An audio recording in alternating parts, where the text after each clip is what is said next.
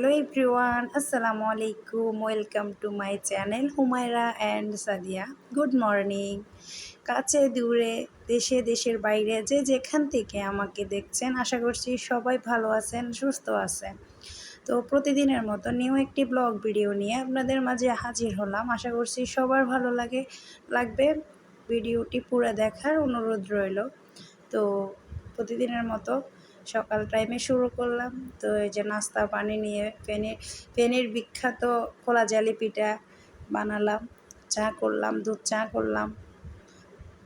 তো এই যে হাঁটাহাঁটি করে আসছি, অবশ্য হাঁটাহাঁটি করে আসার পরে আমি নাস্তাতে লেগে পড়লাম, একটু লেবু পানি খেলাম, খাওয়ার পরে নাস্তাটা বানালাম। তো এই যে আমি সকালের ভিউটা আপনাদের সাথে একটু শেয়ার করলাম। আজকের ভিউটা খুব ভালো লাগছে। রোদ এখনও উঠে নাই পুরোপুরি, এখন এমনিতে নর্মালি আছে। তো এই যে এর ফাঁকে আম্মু একটা লোককে বলে আসছে, যে লোকটা মাছ নিয়ে আসছে।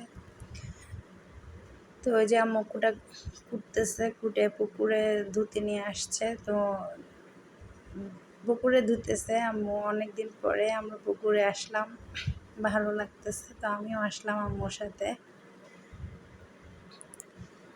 তো এই যে আমাদের পুকুরটা দেখাচ্ছে আপনাদের কাছে, সুন্দর লাগে।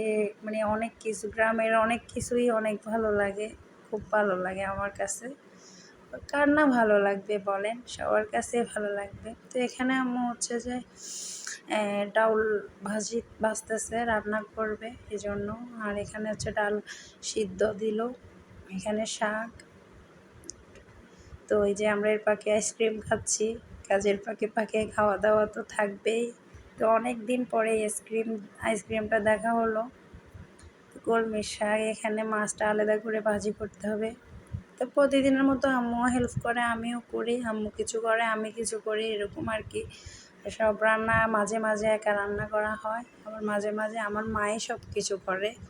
তো আমার রান্না বান্না প্রায় কমপ্লিট হয়ে গেছে। তো আমার যদি ভিডিওটি ভালো লেগে যায়, অবশ্যই চ্যানেলটি সাবস্ক্রাইব করবেন, পাশে থাকবেন, সাপোর্ট করবেন, শেয়ার করবেন, কমেন্ট করে আমার ভুল ত্রুটি ধরিয়ে দেবেন, আপনার মতামত জানাবেন। আকাশের ভিউটা অনেক সুন্দর না? ওয়াও, মাশাল্লাহ, খুব সুন্দর। তো আপনাদের মাঝে একটু একটু ক্লিপ নিয়ে আমি শেয়ার করলাম, আশা করছি ভালো লাগছে বা ভালো লাগবে। এই ডিম ভুনাটা এভাবে করে রান্না প্রতিদিনে হয় আমাদের। তো এই যে চাঁদে চলে আসলাম বিকেল বেলা, আমাদের অনেক কিছু শুকাতে দেওয়া হয়েছে, শুকিয়ে গেছে। আজকের মতো এখানেই বিদায় নিব। সবাই ভালো থাকবেন, সুস্থ থাকবেন। তো আমার মেয়ের সাথে একটু সময় কাটাই, মাঝে মাঝে এখানে আসি। তো এই যে আমার বুড়ি এখানে খেলতেছে। আল্লাহ হাফেজ।